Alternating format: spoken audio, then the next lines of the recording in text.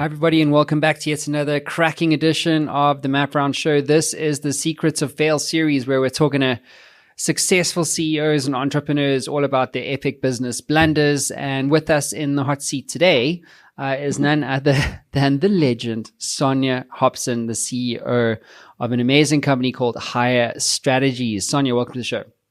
Thank you so much. I like that. The hot seat. No, the hot seat. I got all these cool things. Don't worry, you're about to experience it. So here we go. Why don't you kick us off there, Sonya, with the elevator pitch.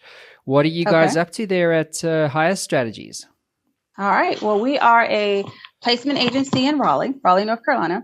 And our focus is helping our clients identify diverse talent for their open roles. What makes us a little bit different is that we actually take a deep data-centered approach with identifying who is the right person for the right role.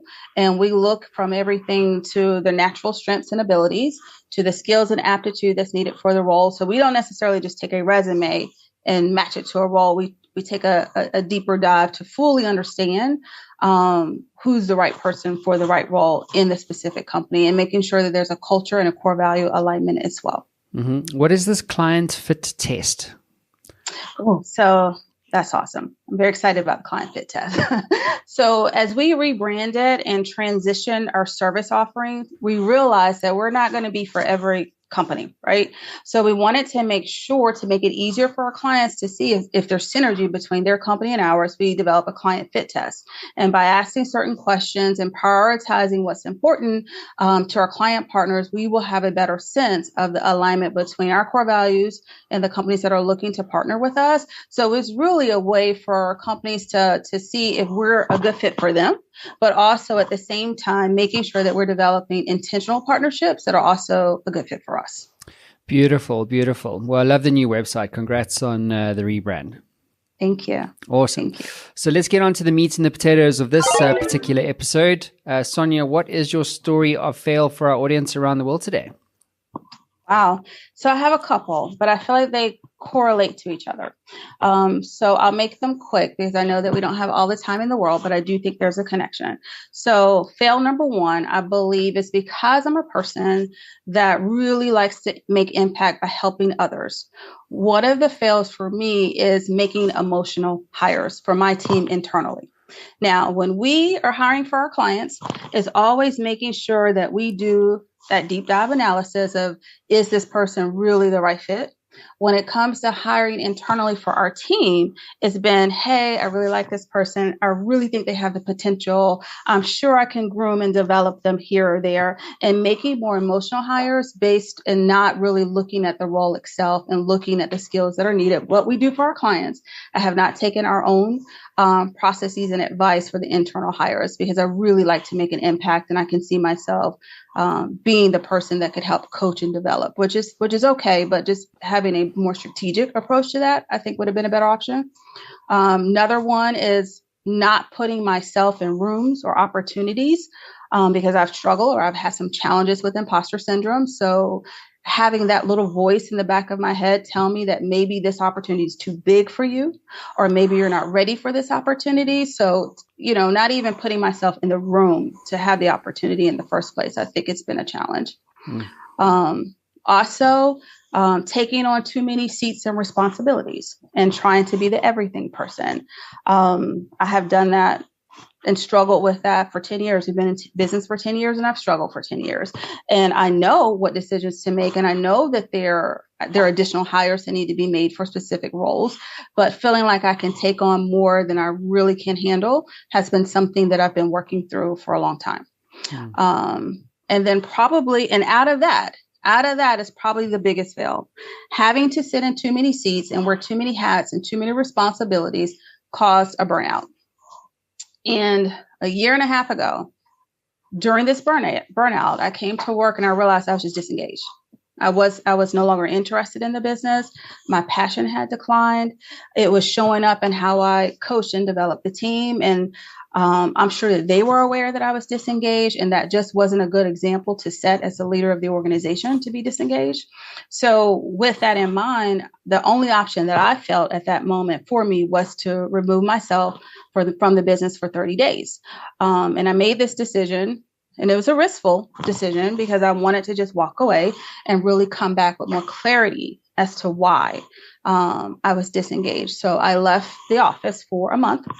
I had limited communication with my team during that time. If there was an emergency, of course, I was available, but it was very limited. And during that time, I removed any and all distractions, no social media, didn't watch any television. I read leadership books. I meditated. I journaled about how I felt.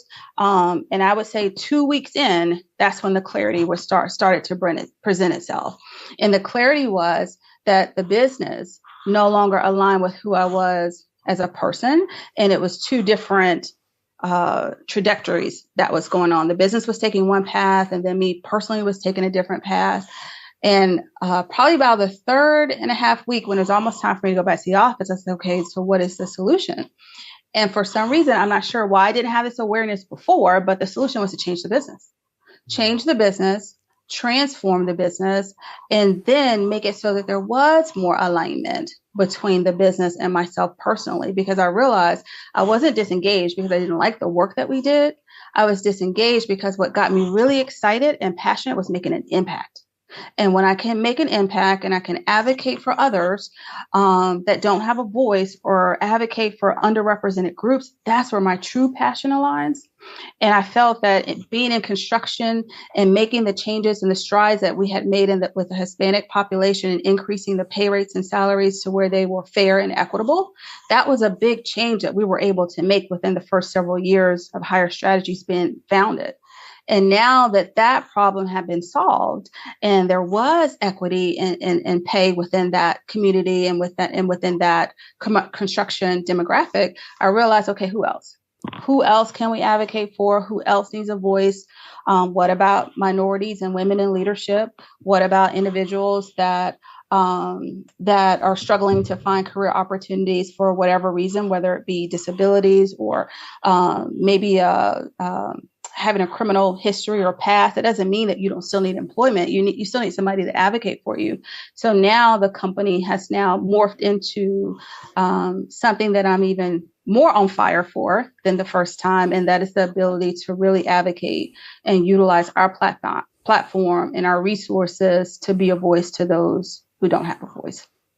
That's awesome, Sonya. That's really awesome. I mean, I can totally relate. I mean, you and I were having that chat, didn't we? Like when we first met, and I totally resonate with what you're saying. And it's kind of like you suffer for so long to get to a point in time, and then you wake up one morning and go, "Hey, this isn't actually a business that I care about." You know what I mean? As much as I did in the beginning, and so you wind up with a business that you hate. And I think what I'm sensing is that, well, what I told you anyway, but for everybody else, my sense is that it takes courage to do that sort of work, right? Like where you take yourself out the business. Most people can't even do that for a day, let alone 2 weeks, and then to provide and then to have, along with the courage to do it in the first place, is to then have the discipline to remove all the distractions so that you can do the work that is necessary in order for you to become clearer on what you want to do or what you need to do, Absolutely. And so what you gave yourself, you didn't give yourself what you wanted, you gave yourself what you needed. And I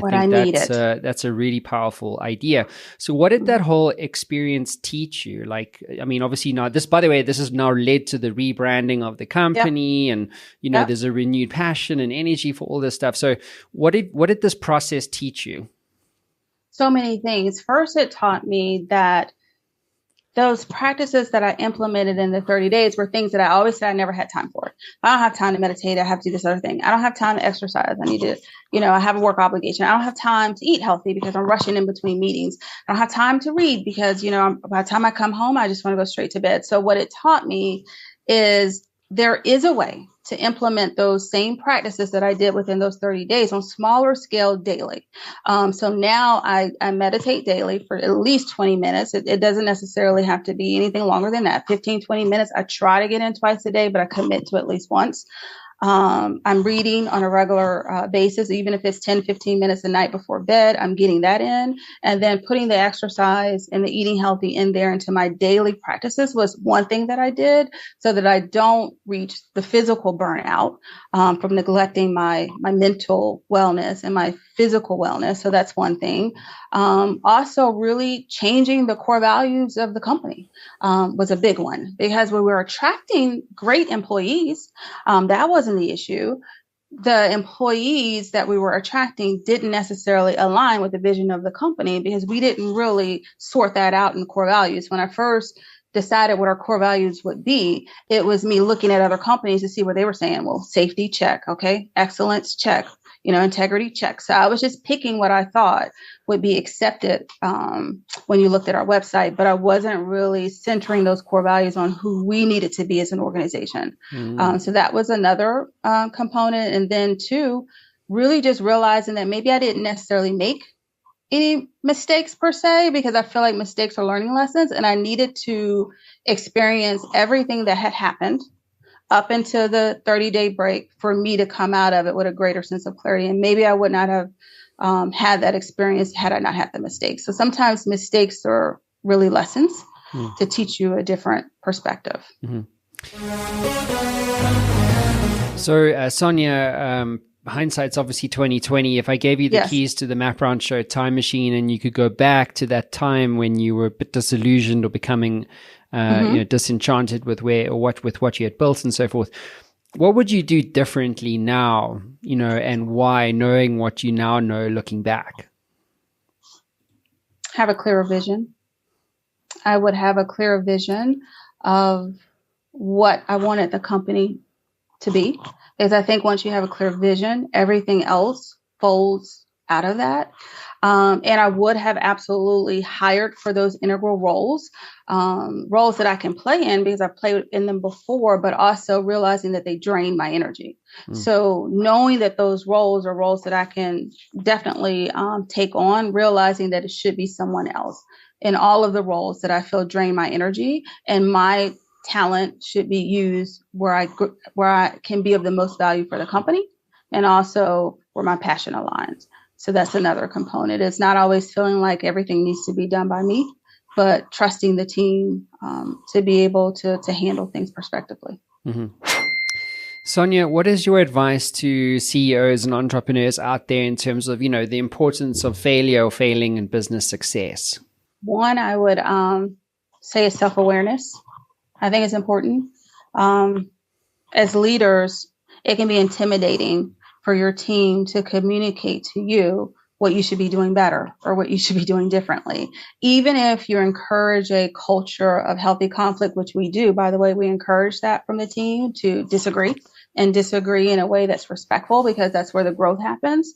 But after every day, I go back and play back the day to see what I could have done better, what I could have done differently, what decision could have been made that could have been a better decision. So I look at myself to see how I showed up in the scenario, and then I'm constantly trying to evolve and become better, a better version of myself, so that I can be a better leader for the team. I'm so inspired by the group of individuals that we have on our team, and they push me to be a better leader, because I want to make sure that the decisions that I'm making are going to impact my team, and I want to make sure that they're the right decisions.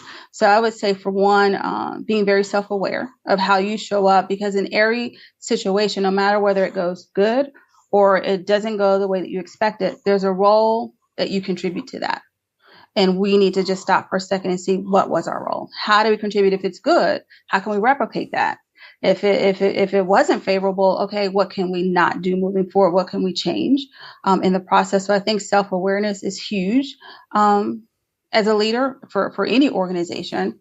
And then also making sure that the vision is properly communicated to the team, to make sure that it's not just in your head. Because sometimes, I'll think that everybody has an understanding of what the vision is. If I said it 6 months ago, I'm like, okay, I've communicated the vision, it's there.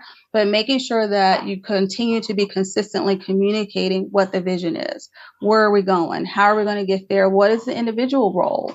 In making sure that the company is able to have alignment with the vision. Also creating a culture of transparency. We're a very transparent culture, which I think is really a benefit to our team, because we don't have situations where people are wondering, well, what decision is going to be made?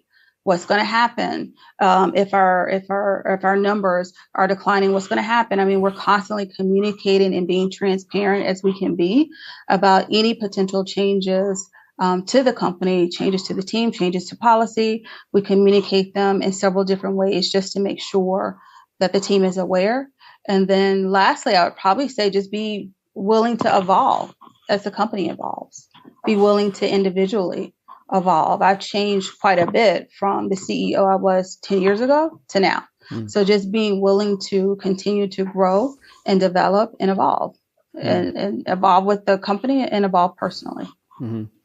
Yeah, and one of the things that you said there, Sonya, that really resonates with me is this idea of reflection. And I don't think that it's kind of, it's like the whole, it's like, oh, you must go an R&R.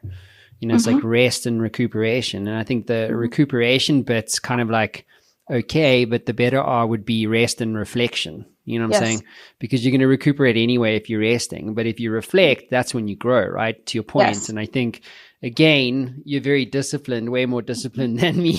You know what I'm saying? Like if you It was learned. It was not natural. It was learned. But it's a powerful practice, right? Just like you meditate is also to write and say, listen, what happened today? Did I make, and you're reflecting on the process of being a CEO. And that's what gets, I would say, like if you did that, every day as an example versus someone that only does it at the end of the year. Yeah. You know what I mean? Like who's going to be growing more? You know what I'm saying? Like, are you going to become a way better version than the guy who didn't even look, you know what I'm saying? Until the end of the year where it's too late and they've forgotten all the things that happened the preceding 11 months, Absolutely. Absolutely. I agree with that because then you're in the mode of, the New Year's resolution. Everybody wants to make their New Year's changes. But but I do think that it makes for a better team as well, because when you're self-reflecting daily, then you're also reflecting on the company daily. What could the company have done better? And it's my role to remove all the obstacles out of the way for the team. And the best way to do that is to reflect on what's working and reflect on what's not working, to be able to consistently remove the obstacles, because that's what causes team disengagement. When there's constant obstacles and barriers, or the team doesn't see a clear path to success, or they don't trust their leadership. So I do whatever I can to remove all those barriers, to be transparent, to have a healthy conflict and communication, and teach the team to have healthy conflict, because most people fear confrontation. They run from it. And it's not necessarily a bad thing when it leads you to really improving your communication skills, but also improving a process as a result of the healthy conflict, improving the company as a whole as it regards to the healthy conflict. So we definitely I challenge the team. We challenge each other to be able to be our authentic selves, speak our minds without fear of having your job being in any kind of jeopardy just because you spoke your mind. Sonya, are there books, tools, or resources that you recommend? Obviously, you said you were reading during that period. Is there a book that comes to mind that maybe you've gifted the most or anything like that? So the one that I read during sabbatical that really changed my perspective was the monk who sold his Ferrari. Yeah. I really like that one. I also love Jay Shetty's book, the what was it? The Monk for 30 Days, or I'm messing up the title, but his book was the first one I read. And then the second one was The Monk Who Sold His Ferrari. And then I also really like the 5 a.m. mindset by Robin Sharma. I like that. That was another one that kind of taught me the tools.